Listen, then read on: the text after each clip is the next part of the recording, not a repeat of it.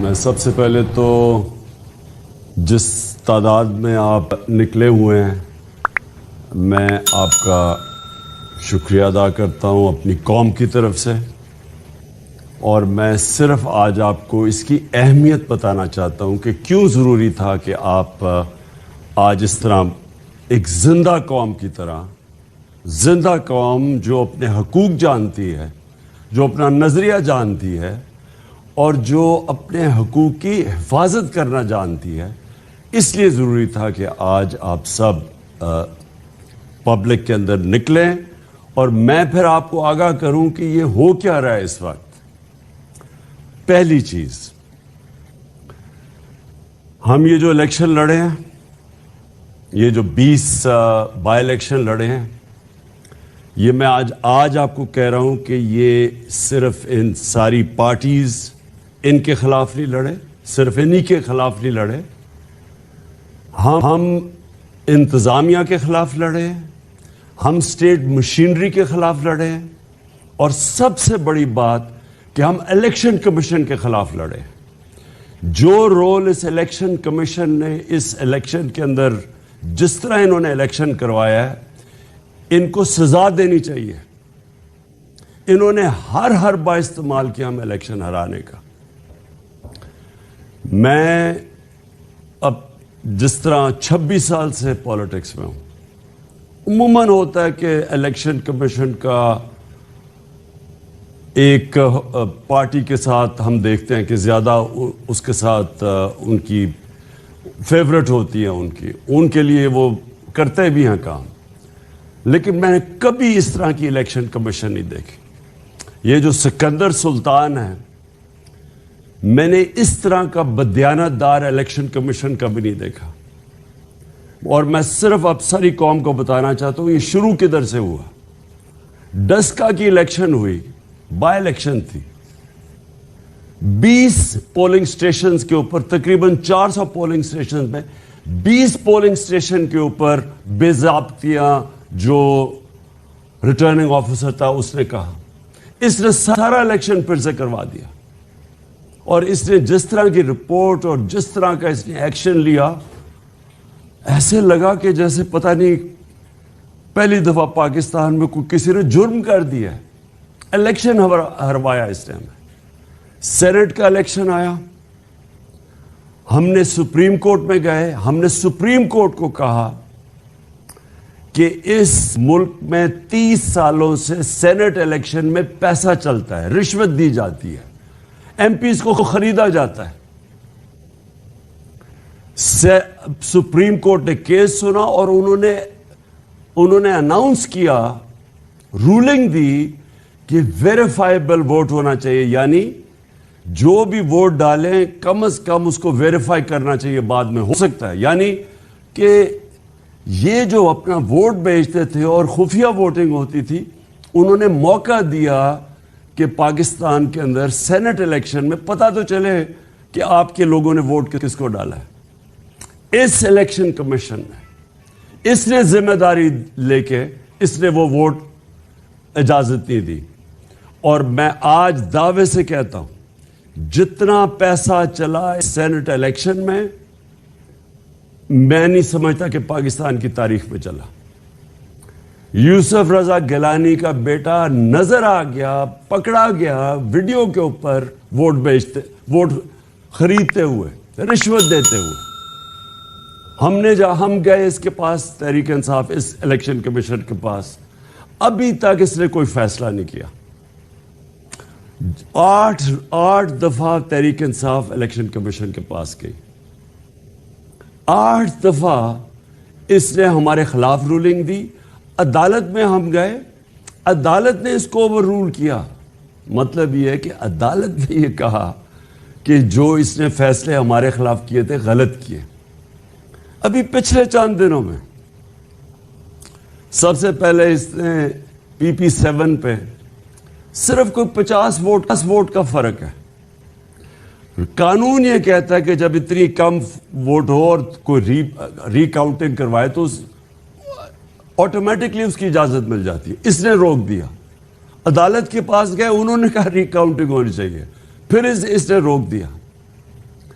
اس نے جس طرح کا یہ بائی الیکشن کروایا ہے، جو وہ مظفر گڑھ میں ہوا ہے، ساری چیزیں ہم بار بار اس کو بتاتے رہے کہ کیا ہو رہا ہے، اس نے ایک دفعہ ہمارے ساتھ نہیں چلا. اور پھر ایک اور کراچی کے اندر بھی لوکل گورنمنٹ الیکشن تھا اور ایک بائی الیکشن آ رہا ہے. اس نے وہ الیکشن پوسٹ پون کر دیا صرف ایک وجہ سے کہ بارش آنے والی ہے. بارش فوکسڈ کے اوپر الیکشن اس نے پوسٹ پون کر دیا. مجھے پاکستان کی تاریخ میں بتائیں کبھی یہ سنا ہے؟ ہم جب لوکل گورنمنٹ الیکشن تھا پختونخوا کے اندر، سب نے کہا کہ دسمبر کے اندر الیکشن کے اندر پہاڑی علاقوں میں پختونخوا میں برف پڑی ہوگی، موسم ٹھیک نہیں ہوگا. بڑی کوشش کی، گورنمنٹ نے پٹیشن کی اس کو. اس نے کیونکہ تحریک انصاف تھا، اس نے نہیں مانا. کوئی موقع یہ نہیں چھوڑتا کہ کسی نہ کسی طرح تحریک انصاف کے خلاف کوئی نہ کوئی فیصلہ دے اور دوسروں کو، اور جن کے قدموں میں یہ بیٹھا رہتا ہے، مدد کرے. تو میں سب سے پہلے میں آج اپنی ساری قوم کے سامنے کہہ رہا ہوں کہ ہم نے اس الیکشن کمشنر کے نیچے جنرل الیکشن ہم نے نہیں لڑنا. پاکستان کی سب سے بڑی جماعت، سارے صوبوں کے اندر جو جماعت جس کا ووٹ بینک سارے پاکستان میں ہے، وہ جب کہہ رہی ہے کہ یہ الیکشن کمشنر نے بار بار یہ متنازع ہے، اور یہ اس کے باوجود اس میں اتنا نہیں ہے کہ جب کانفیڈنس نہیں ہے تو ریزائن کرے. 40 لاکھ لوگوں کی انہوں نے ووٹ بنائی اور لوگوں کو مار دیا جو زندہ ہے. اسی کے اوپر اس کو ریزائن کرنا چاہیے. تو میں پہلے تو یہ کہنا چاہتا ہوں کہ اس کے باوجود کہ الیکشن میں ہر قسم کی دھاندلی کی گئی، اس نے الیکشن کمشنر نے پوری مدد کی ان کی. پولیس کا جو استعمال کیا گیا، جس طرح پولیس نے ایف آئی آرز کاٹی، لوگوں کو دھمکایا، ڈرایا، اس کے باوجود، اس ساری اسٹیٹ مشینری کے باوجود، میں آج اپنی قوم کو پھر سے خراج تحسین پیش کرتا ہوں، مبارک دیتا ہوں کہ جس تعداد کے اندر قوم نکلی ہے. میں اپنی خواتین کو آج خاص طور پہ، جس طرح ہماری خواتین نکلی ہیں اس الیکشن میں، جس طرح انہوں نے ووٹ ڈالا ہے، میں آپ کو سلام پیش کرتا ہوں. یہ قوم ہمیں نظر آئی ہے. پرانے زمانے میں اس طرح کے لوگ، جس طرح یہ جو پرانی جماعتیں ہیں، یہ دھاندلی کرتی تھی، پیسے دیتی تھی، رشوتیں دیتی تھی، سب کچھ کرتی تھی، اور یہ سمجھتی تھی کہ جو بھی جس کے پاس جو اسٹیبلشمنٹ جس کی مدد کرے وہ جیت جائے. وہ دن چلے گئے ہیں. یہ قوم آزاد ہوتی جا رہی ہے. اور یہ الیکشن کمیشن کے اوپر میں ایک اور بات کہنا چاہتا ہوں. پٹن کی رپورٹ آئی. پٹن ایک ہے ادارہ جو کہ الیکشن کے اوپر جو سارا ان کے تبصرہ کرتا ہے، انویسٹیگیٹ کرتا ہے، ان کے اوپر سرویز کرتا ہے. اس ادارے کی کیا رپورٹ ہے؟ اس ادارے کی رپورٹ ہے کہ 163 طریقے ہیں الیکشن میں دھاندلی کے. ان کی سروے کے مطابق 163 طریقے ہیں جس کے ذریعے دھاندلی ہوتی ہے. اور پٹن یہ کہتا ہے انویسٹیگیشن کے بعد کہ 130 دھاندلی کے طریقے ختم ہو جاتے ہیں ای وی ایم مشین سے. جو الیکٹرانک ووٹنگ مشین ہے اس سے 130 طریقے ختم ہو جاتے ہیں. اور اب یہ دیکھیں کہ 2-2.5 سال سے میری گورنمنٹ نے پورا زور لگایا کہ کسی طرح ای وی ایم مشینز آ جائیں. یہ دو جماعتیں ہیں جو مافیاز ہیں، انہوں نے اس کی سخت مخالفت کی. یہ جو باقی پی ڈی ایم کی پارٹیز ہیں انہوں نے مخالفت کی اس کی، لیکن اس سے بھی زیادہ مخالفت اور سیبوٹاج اس الیکشن کمیشنر نے کیا. اور ابھی آپ دیکھ لیں کہ جو 2 الیکشنز ہم ہارے ہیں، ان دونوں الیکشنز میں، ایک مظفر گڑھ میں اور ایک یہ جو پنڈی میں، دونوں الیکشنز کے اندر ریزلٹس ڈیلے کیے گئے. ای وی ایم مشین سے کیا ہوتا ہے کہ ایک دم جیسی الیکشن ختم ہوتا ہے ریزلٹ آ جاتا ہے. جب ریزلٹ ڈیلے کرتے ہیں جو جوڈیشل کمیشن بیٹھی تھی 2015 میں انویسٹیگیٹ کیا, انہوں نے یہ کہا کہ سارا جو دھاندلی ہوتی ہے وہ جیسی پولنگ ختم ہوتی ہے اور اس کے بعد جو رزلٹ آتا ہے, اور یہی پٹن کی اب رپورٹ آ گئی ہے. اور اسی لیے ہم چاہتے تھے کہ ای وی ایم مشینز ہو تاکہ صاف اور شفاف الیکشن ہو. اس الیکشن کمیشن اس کے خلاف کیا. میں پھر سے اپنی قوم کو مبارک بھی دیتا ہوں. جس طرح میری قوم نکلی, میں نے جس طرح کا خواتین نکلی, لیکن جو ہمارے نوجوان جس طرح نکلے, جس طرح انہوں نے پیرا دیا, جس طرح انہوں نے ہر قسم کی انہوں نے کوشش کی ڈرانے کی, دھمکانے کی, ایف آئی سب کے خلاف جس طرح قوم کھڑی ہوئی, میں سب سے پہلے تو آپ سب کو آج سلام کرتا ہوں. اور آپ کو اپنی قوم کی طرف سے, اپنے ہم ساری قوم, ہم سب کو اپنے آپ کو مبارک دینی چاہیے کہ یہ ایک بہت بڑا ایک نئے راستے کے اوپر ہم نکل گئے ہیں. انشاءاللہ یہ قوم, جو میں حقیقی آزادی کی بات کرتا ہوں, اس طرف ہم اب نکل گئے ہیں, کیونکہ الیکشن کے ذریعے بھی قوموں کو غلام بنایا جاتا ہے. یہ کنٹرولڈ الیکشن کے ذریعے بھی قوموں کی عوام کچھ کہتی ہے اور رزلٹ کچھ اور آ جاتا ہے. لیکن میں نے جو آج آپ کو خاص طور پہ یہاں سب کو دعوت دی, اور وہ اب میں اس پہ آ رہا ہوں.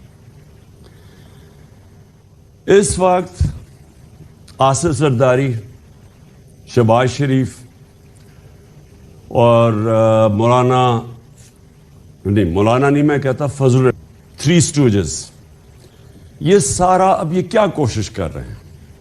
کل ہونا ہے ووٹنگ, کل اسمبلی میں فیصلہ ہوگا کہ پنجاب کا چیف منسٹر کون بنے گا. سب کو پتہ ہے کہ اب نمبرز تحریک انصاف کے پورے ہیں, چیف منسٹر بننا ہے تحریک انصاف کا. اب یہ پیسہ چلانے لگے ہیں اور 2 دنوں سے کوشش کر رہے ہیں ہمارے لوگوں کو خریدنے کی, ساری قوم کے سامنے, سارے ملک کے سامنے.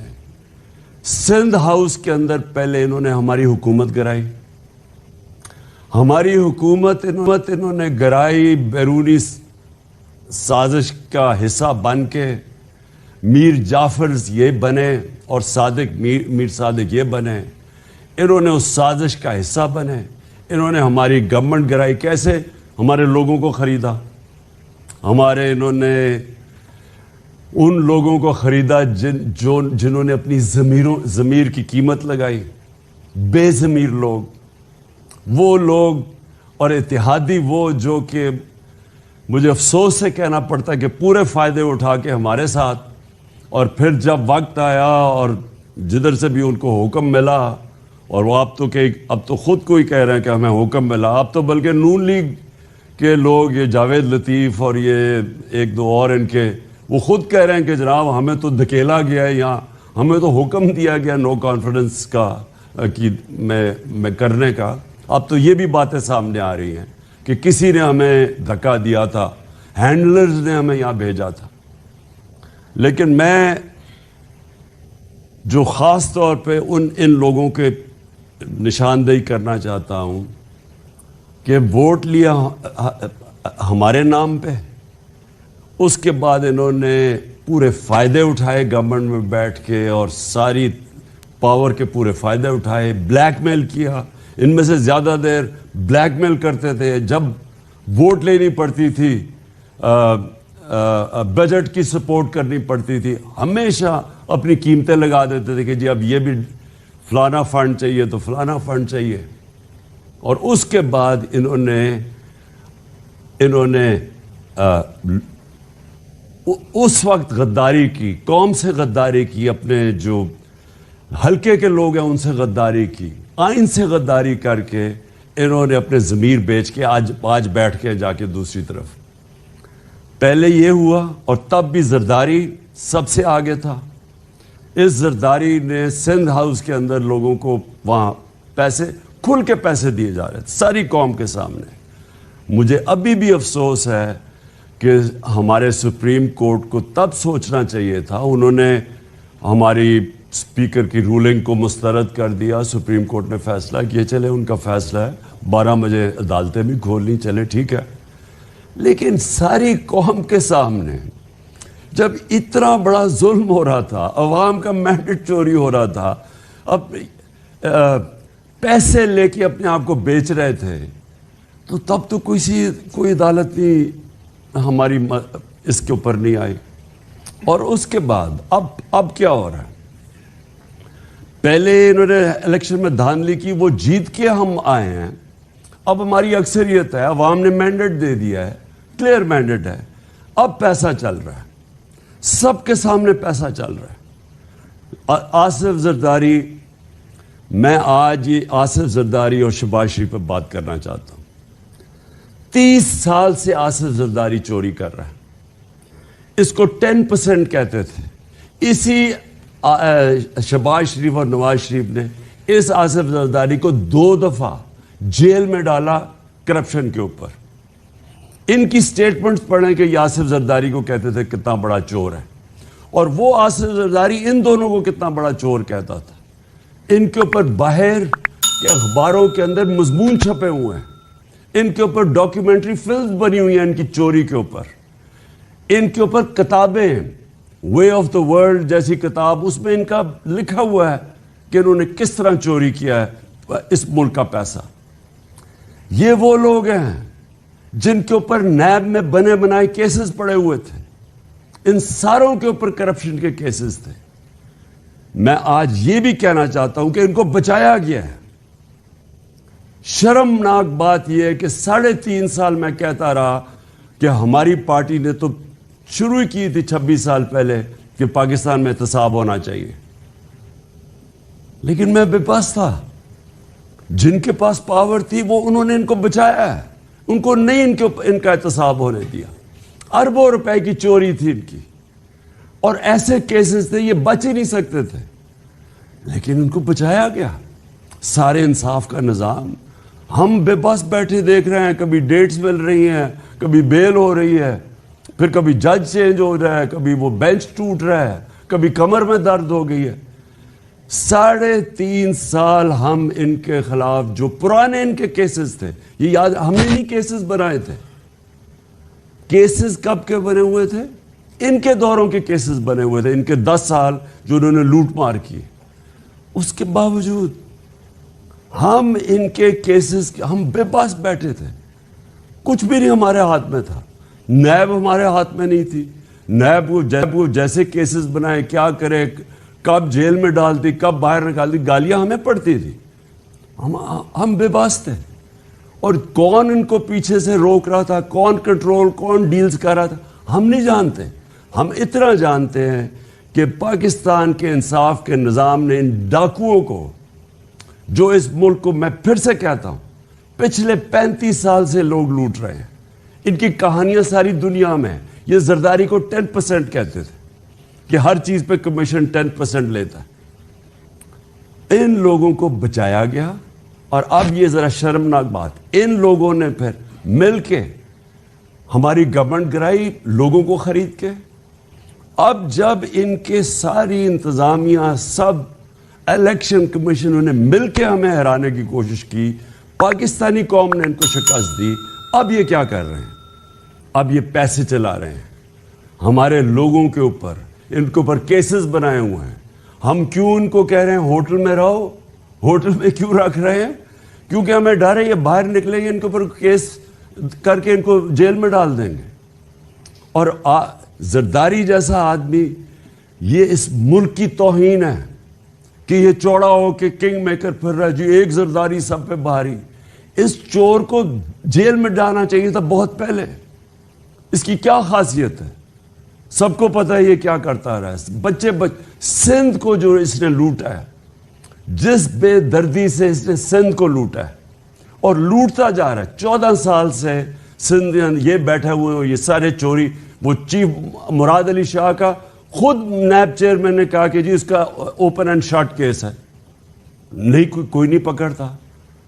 कभी किसी ने नहीं सोचा कि पाकिस्तान का फाइनेंशियल कैपिटल है कराची, उसके अंदर ये चोरों को बैठाया हुआ है, कोई कुछ नहीं कह रहा इनको। جو بھی کریں ہم، اچھا جی قانون نہیں، کبھی جی وہ ہم کیا کریں جی، عدلیہ آزاد ہے، کبھی نیب آزاد ہے، کچھ نہیں کر سکے۔ اب اس چوری کے پیسے سے پہلے جس طرح میں نے کہا انہوں نے ہماری پہلے گورنمنٹ گرائی، اب پھر اس چوری کا پیسہ استعمال کر رہے ہیں ان لوگوں کے اوپر۔ قوم کو بھیڑ بکریاں سمجھا ہوا ہے، ان کی قوم کے اندر کچھ ہے نہیں، صرف بس چوری کے پیسے سے اب اپنے آپ کو پاور میں رکھیں گے۔ تو میں نے آج سب کو اس لیے دعوت دی، اگر انہوں نے اس چوری کے پیسے سے خرید و فروخت کر کے پبلک کا مینڈیٹ چوری کیا، اور یہ اگر انہوں نے سمجھا کہ ہم بھیڑ بکریاں ہیں، ہم چپ کر کے مان لیں گے یہ جو کرنے جا رہے ہیں، میں اپنی ساری قوم کو دے رہا ہوں، میں سارے اداروں کو وارننگ دے رہا ہوں کہ ہماری ساری سٹرگل آئین کے بیچ میں رہی ہے، ہم قانون کے بیچ میں چلتے ہیں۔ 25 مئی کو جو ہمارے سے کیا گیا ہے وہ میں کبھی بھولوں گا نہیں، اور انشاءاللہ گورنمنٹ ہماری آئے گی یہاں پنجاب میں تو میرے ذہن میں ہم نے نام لکھے ہوئے ہیں ان آفیسرز نے جو انہوں نے قانون توڑا اس ملک کا، عورتوں بچوں پہ ظلم کیا، ہم بھولیں گے نہیں۔ میں آج واضح کرتا ہوں کہ ہم قانون اور آئین کے بیچ میں ہمیشہ ہماری سٹرگل رہی ہے، ہم ڈیموکریٹس ہیں، ہم جمہوری لوگ ہیں، لیکن اگر یہ کیا، اگر ان کا خیال ہے کہ پیسے لے کے یہ کریں گے تو یہ ملک جائے گا سری لنکا کی طرف۔ سری لنکا کے اندر وہ سٹیج آئی، کوئی پھر کنٹرول نہیں کر سکتا۔